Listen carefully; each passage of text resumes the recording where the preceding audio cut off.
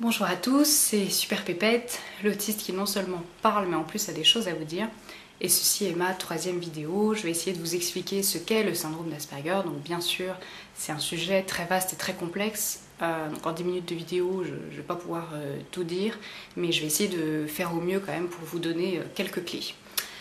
Alors déjà, pour qu'un diagnostic de syndrome d'Asperger soit posé, il faut que la personne présente ce qu'on appelle la fameuse triade symptomatique, donc 3 symptômes, déficit de communication, déficit social et intérêt restreint. En sachant que, et c'est ce que je vous disais déjà dans la première vidéo, notre difficulté première, elle se situe quand même au niveau social. Donc les interactions sociales qui sont naturelles, innées pour vous, ne le sont pas pour nous. Tout ça est intellectualisé, travaillé, appris. Donc ça nous demande beaucoup d'efforts et ça nous fatigue beaucoup.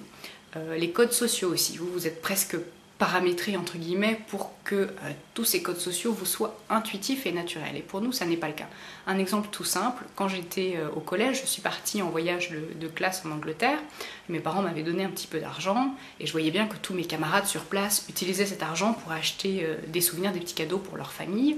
Et moi, je trouvais ça absurde. Je m'étais dit, je vais pas avec leur argent leur acheter des cadeaux. Autant que je revienne avec leur argent, que je leur redonne et ils s'achèteront bien ce qu'ils voudront. Après nous, c'est leur argent, quoi. Moi, j'avais cette vision très pragmatique des choses.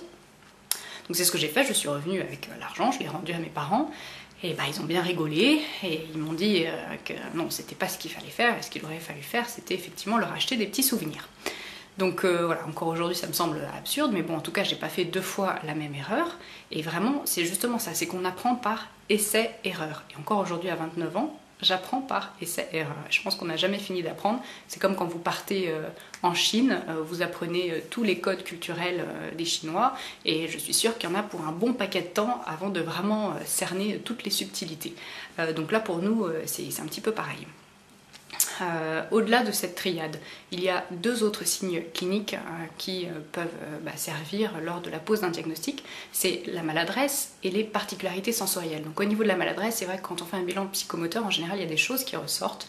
Moi par exemple, la psychomotricienne a vu qu'au niveau de ma motricité fine, donc motricité des doigts et des mains, j'étais pas très à l'aise, et du coup ce qui explique que quand j'écris à la main, j'écris très mal.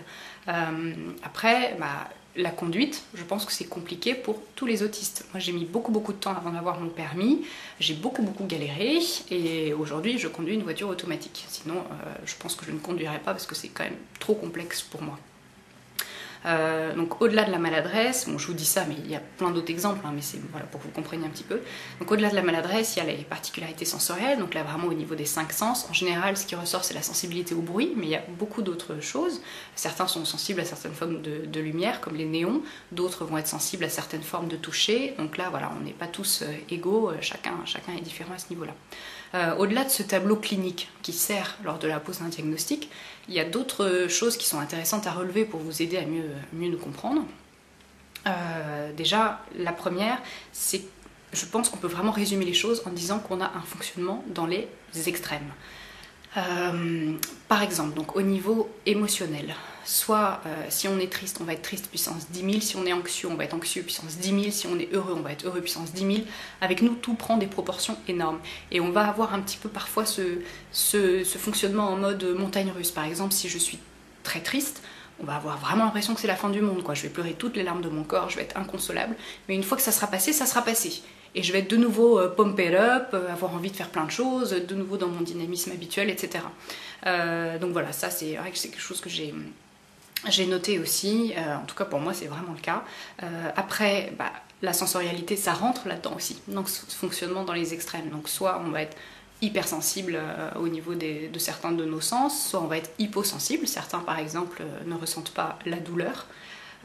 Et après aussi au niveau de nos compétences c'est pareil, donc on va avoir des pics de compétences et des pics d'incompétences, et ça je pense que c'est pas toujours facile à comprendre, notamment au niveau scolaire, quand on voit un enfant qui a de très grandes facilités dans certaines matières qui va être brillantissime et dans d'autres matières qui va être vraiment complètement nul. C'est pas de la mauvaise volonté, c'est juste que moi je sais par exemple j'ai toujours été très littéraire, et à côté de ça les maths c'est un mystère que je ne percerai jamais. J'ai jamais compris la logique des maths. Pour ça, ça me fait bien rire quand on dit que les Asperger sont des génies des mathématiques, parce que c'est pas le cas du tout. Donc là, pareil, on a ces grandes forces et ces grandes faiblesses, et souvent, évidemment, nos pics de compétences correspondent aussi avec nos intérêts restreints. enfin nos passions, on va dire, parce que le terme est plus joli, je trouve, que intérêt restreint. Après, au-delà donc de ce fonctionnement dans les extrêmes, ce qui ressort aussi souvent, c'est notre innocence, notre pureté, entre guillemets. Donc, on va très rarement mentir, certains en sont même tout bonnement incapables. On ne va pas être dans la tricherie, dans la duperie, vraiment c'est quelque chose qui ne nous est pas possible. Et quand on triche avec nous ou quand on nous ment, ça va être très mal vécu. Vraiment, ça moi c'est le genre de choses, ça ne passe pas du tout, je le vis très très mal. Je le vis vraiment comme une trahison extrême. Donc voilà, donc à ce niveau-là, ouais, on a ce fonctionnement, comment dire, oui, très pur. Et du coup, je pense que ça rentre un petit peu là-dedans aussi. On est très innocent, donc on va croire tout ce qu'on nous dit. Moi, avec le temps, je m'aguerris, mais j'ai tendance à croire tout ce qu'on me dit. Par exemple, quand j'étais plus jeune, au collège, j'ai 2 copines qui n'étaient en fait pas vraiment des copines, mais bref, qui un jour m'avaient dit, bah écoute, ce garçon là, il nous a dit, il veut sortir avec toi, t'as juste à aller lui demander et il te dira oui, voilà. Et moi, le fait que ça soit le beau gosse de tout le collège, que toutes les filles soient amoureuses de lui et tout, moi ça m'a pas mis la puce à l'oreille, donc alors, je me suis pas posé de questions, j'y suis allée. Il s'appelait Benjamin, je me souviendrai toute ma vie de ça. Et j'ai été le voir et je lui ai dit, bah Benjamin, on s'était jamais adressé la parole. Hein. Je dis, bah Benjamin, est-ce que tu veux sortir avec moi? Et il me regarde et il me dit, bah non. Et moi je lui dis, mais t'es sûre? J'étais hyper étonnée. J'étais hyper étonnée du coup. Et encore aujourd'hui ça me fait rire. Et du coup bah, j'ai compris après parce que bah, j'ai vu que mes copines entre guillemets étaient mortes de rire. Donc encore une fois c'est juste que voilà qu'elles s'étaient moquées de moi et voilà. Bon. Donc aujourd'hui, je pense que ça ne m'arriverait pas quand même, mais oui, j'ai tendance à trop faire confiance, quoi. Je crois ce qu'on me dit. Donc, et ça, je remarque vraiment, c'est le cas pour beaucoup de personnes autistes. Alors après, on est aussi très respectueux des règles.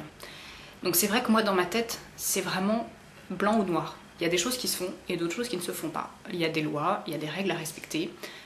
Donc ça pareil, je m'assouplis quand même beaucoup avec le temps, mais je reste quand même assez psychorigide sur certaines choses. Bon, c'est pas très glamour, hein, mais c'est la vérité. Et ça, pareil, c'est vraiment le cas pour beaucoup de personnes autistes. Donc voilà ce que je voulais vous dire en substance. Alors après, quand on dit ça comme ça de but en blanc, ça peut sembler un peu... mais il faut pas le voir de façon négative. Je pense que nos spécificités, elles peuvent aussi être une force, et notamment cette sensibilité à fleur de peau qu'on a.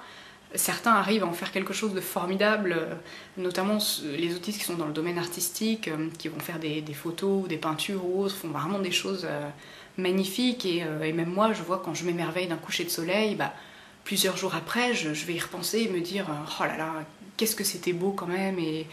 Et ça, je pense que c'est pas donné à tout le monde aussi, de la moindre chose, de pouvoir s'émerveiller, de voir aussi toute la beauté. On voit toutes les horreurs de ce monde de façon très crue, mais on en voit aussi toutes les choses merveilleuses de façon très intense. Donc cette vision du monde différente, ça peut aussi être une richesse, je pense. Et voilà, ce côté innocent, etc., dans la société qui est la nôtre, qui est quand même assez tordue, bah, je trouve ça beau. Enfin, voilà, c'est comme si on avait gardé notre âme d'enfant. Nous, on n'est pas dans ces mécanismes ouais, voilà, de manipulation et autres, on n'est pas du tout là-dedans. Et bah, moi, je trouve que c'est plutôt une qualité. Enfin, voilà. Donc, je vais pas dire qu'être autiste, c'est formidable, mais je crois qu'il faut essayer de positiver tout ça. Donc voilà ce que je voulais vous dire. J'espère que ça vous aura intéressé, j'espère que ça vous aura donné quelques clés pour mieux nous comprendre. N'hésitez pas à me laisser un commentaire sur le blog, comme toujours. Et puis bah, je vous dirai, comme à chaque fois, l'autisme n'est pas ce que vous croyez. Informez-vous.